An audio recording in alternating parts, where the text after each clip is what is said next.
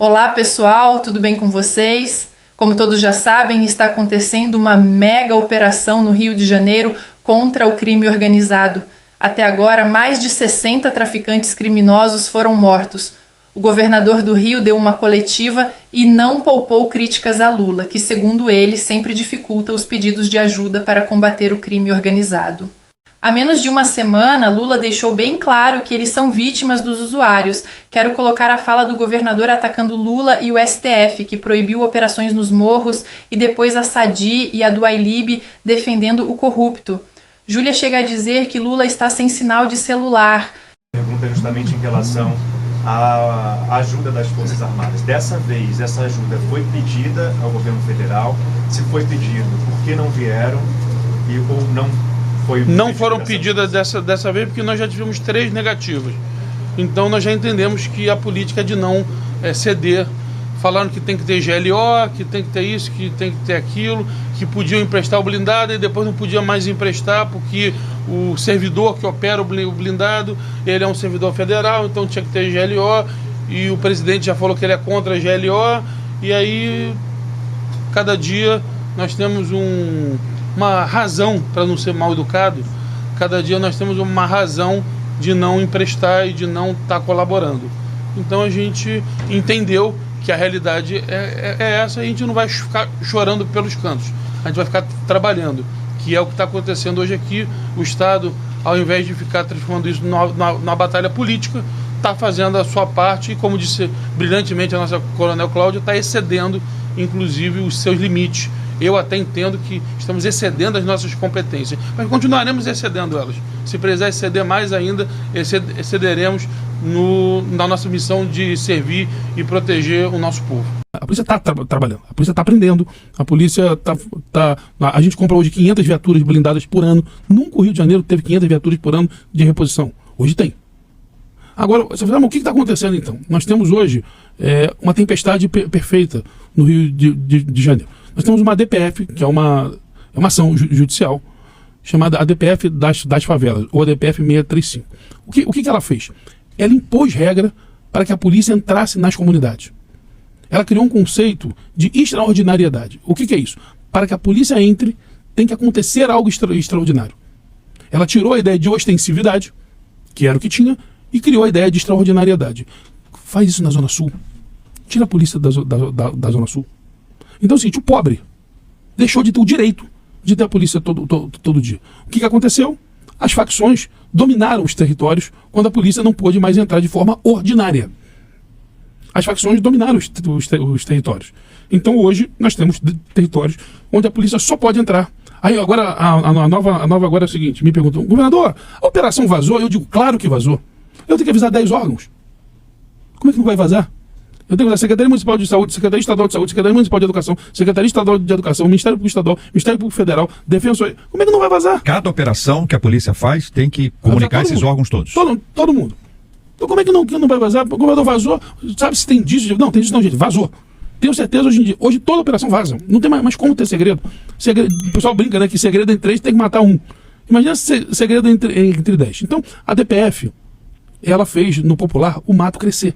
Quando você não apara o mato todo dia, ele cresce. Essas facções começaram a ter o domínio territorial. E aí vem o segundo vetor. Criou-se audiência de custódia. Antigamente, o cidadão era preso e ele ficava lá, na cadeia, até a primeira audiência. Agora não. Agora a audiência tem que ser em 24 horas. Em 24 horas, a pessoa tem que receber se ela continua presa ou não. E há uma orientação do Conselho Nacional de Justiça que penas até 4 anos a pessoa responda em liberdade. O que está acontecendo? Todo mundo que assalta hoje é posto em liberdade em 24 horas. A polícia está prendendo o mesmo cidadão 20, 30, 40 vezes. O cidadão que rouba o celular, que furta o celular, rouba, ele está indo para casa no dia seguinte. É o famoso prende-solta. Hoje o criminoso, sobretudo nas áreas turísticas, quando o meu policial prende ele, ele fala, pô tio, me libera aí, amanhã eu tô aqui de volta. E aí vem o terceiro fator. Você tem a lei de arma e você tem a lei de droga.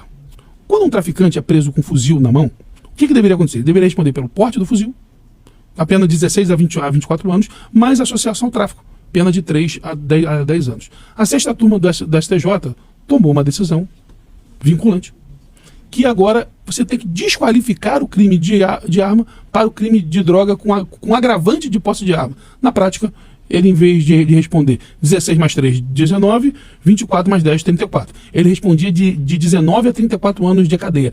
Agora ele responde de 4 a 12. Como ele sai com um sexto da pena, em 8 meses ele está em casa. Um criminoso com fuzil passou a estar de volta em 7 meses. Você acha que o morador, a moradora, que foi atingida por uma bala perdida, ou que teve a sua vida totalmente deslocada, né, alterada, como a gente está mostrando, não importa. Você acha que a pergunta que a moradora está fazendo é de quem é? Se é governo federal, governo estadual? Esse tipo de resposta, Otávio, das autoridades, ela é um desrespeito, no mínimo, é quase um deboche com a população. A população não está preocupada em saber de quem... Ela quer que seja resolvido. Eles estão lá para isso, não é nenhum favor. Essa coisa de ficar convocando coletiva, a gente já falou isso aqui várias vezes, e ficar dizendo, fulano, ciclano... Sei, como é que vocês vão resolver? Como é que as autoridades vão resolver?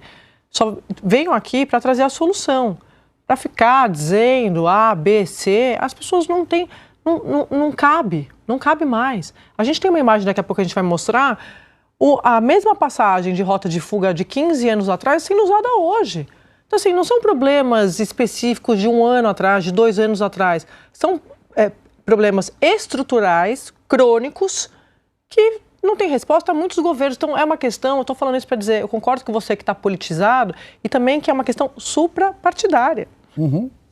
Isso aqui é um problema das autoridades, isso aqui não é um problema da população. E está no colo da população, porque eles não resolvem. A gente perguntava sobre a comunicação presidencial, uma vez que o presidente está voltando da Malásia para chegar hoje à noite no Brasil. E eu confirmo aqui que ele está sem internet, uma fonte do Palácio do Planalto me passa essa informação. Eles estão viajando no KC-30, não no Airbus A319, que é o avião que tem a internet. Lula decidiu viajar com esse outro avião, que é o maior avião operado pela Força Aérea Brasileira. É um Airbus 330, mas não é aquele tradicional que Lula usa com frequência nas viagens internacionais. Esse não tem internet. Então, daí a incomunicabilidade do presidente da República nessa hora deve ter uma parada para abastecer, minha visão aqui. Nesta segunda parte, eu queria trazer uma fala do Flávio Bolsonaro pedindo o mesmo tratamento que Trump vem dando às embarcações venezuelanas, e a Daniela Lima e a esquerda em geral ficaram indignadas com o comentário. Hoje ficou provado que Flávio estava certo. Na sequência, o Coppola comentou a reunião entre Lula e Trump. Eu não sei você, eu pelo menos vibro quando eu vejo aqueles navios cheios de drogas sendo explodidos em alto mar com os traficantes dentro. E aí foi um vídeo desse que foi postado pelo secretário de Guerra dos Estados Unidos, que eu retransmiti na minha rede X, dizendo que, olha, que inveja, olha, aqui na Baía de Guanabara, no Rio de Janeiro, já ouvi falar que tem navios que entram com muitas drogas por aqui, que abastecem o Brasil inteiro, o que infelizmente é uma realidade. E aí uma parte da imprensa, que já tem uma má vontade com a gente e adora defender um traficante de drogas, né? Inventa que eu estou defendendo que se taquem bombas na Baía de Guanabara, no Rio de Janeiro. Eu fico revoltado com essa defesa de traficantes, porque eu sei que é o dinheiro desses caras que é usado para comprar a pistola que vão apontar para nossa cabeça no sinal de trânsito para ser assaltado no Rio de Janeiro. É esse dinheiro que é usado para comprar os fuzis que matam os nossos policiais, que impõem uma lei paralela em várias comunidades no Brasil inteiro. Não só no Rio de Janeiro, onde não vale mais a lei do Estado. Esse marginal usa esse dinheiro para comprar essa arma e ameaçar um pai de família, para falar assim para ele, agora sua filha é minha, não é mais sua, e se ele fizer alguma coisa, ele pode acabar morrendo. É isso que a gente quer continuar defendendo para o nosso país?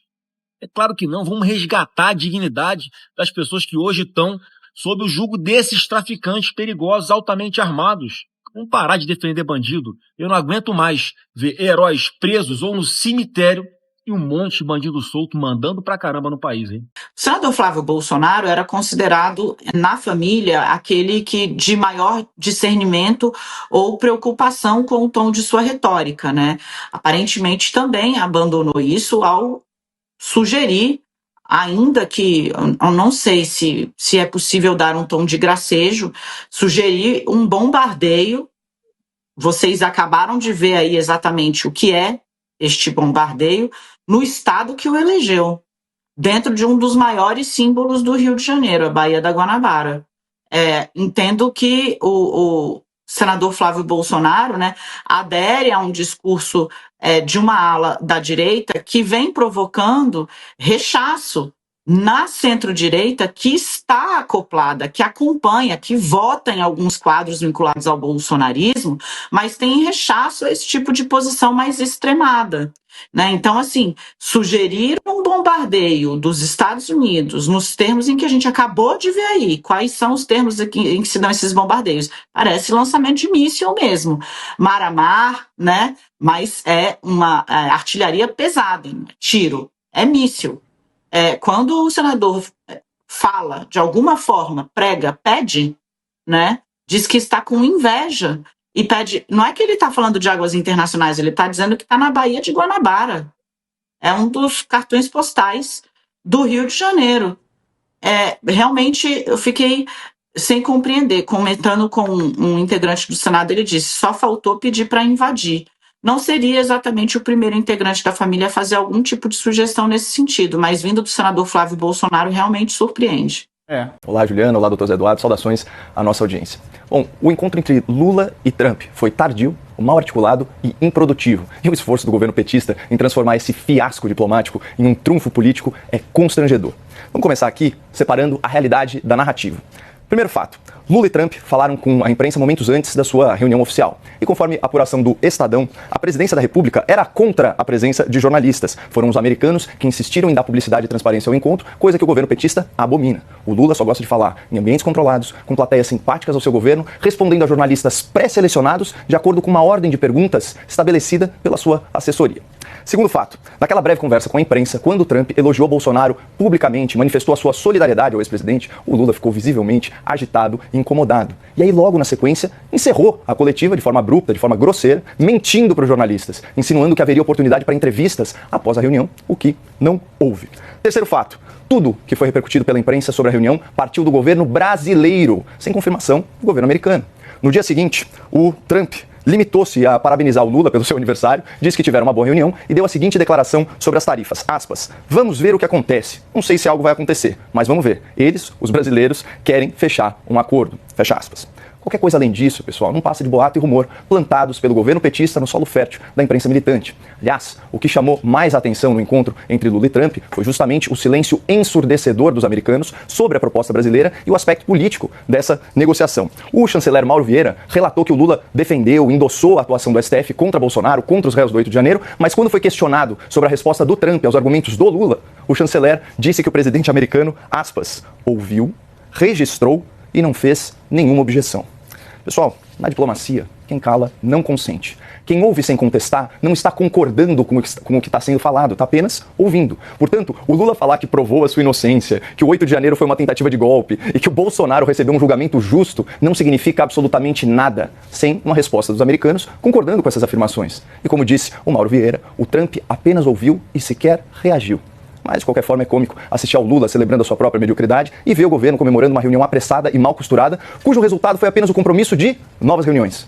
A verdade é que Lula agiu de forma ideológica e irresponsável, demorando 10 meses para fazer uma simples ligação para o presidente americano. E por causa disso, o Brasil está exportando 20% a menos para os Estados Unidos e a nossa economia já perdeu bilhões e bilhões de dólares. Finalmente, o sucesso de qualquer iniciativa diplomática não se mede aí pelas suas intenções, mas sim pelos seus resultados. E o fracasso do Lula fica ainda mais evidente quando a gente compara os resultados do comércio exterior no governo petista com o governo anterior. Aspas para uma matéria especial do site noticioso Poder 360. Sob o governo Jair Bolsonaro, de 2019 a 2022, as exportações do Brasil aos Estados Unidos aumentaram 30%, saindo de 28 bilhões de dólares em 2018 para 37 bilhões de dólares no último ano da gestão. Na parcial do governo Lula, o crescimento acumulado foi de apenas 8%. 30% Bolsonaro, 8% Lula. E para quem acha, Ju, que isso é fruto de uma estratégia geopolítica, já que o Lula está se alinhando com os regimes autoritários da Ásia, a reportagem continua. Aspas. No governo Bolsonaro, as exportações para a China aumentaram 40%. Nos primeiros 2 anos do Lula, a alta foi de apenas 5%. Ou seja, essa reunião aqui, ela não fragilizou o bolsonarismo, ela apenas expôs a incompetência do Lula. A todos que chegaram até aqui, muito obrigada pela confiança. É assustador assistir os bandidos utilizando drones e armas de grosso calibre contra os policiais. O pior é ver esses militantes da Globo dizendo que a culpa é do governador, sendo que o ministro Fachin proibiu operações policiais em favelas e permitiu que o monstro se desenvolvesse até o estado estar praticamente tomado. Isso sem falar de Lula e da esquerda, que continuam lutando contra o combate ao crime organizado, como vocês podem ver no comentário de hoje da militante do PSOL, Jandira Fegali. O que vocês acham, pessoal? Apoiariam uma atitude mais enérgica do governador do Rio no combate a esses terroristas? Comentem aí que responderei o máximo de comentários que eu conseguir. Até o próximo vídeo e que Deus abençoe a todos nós.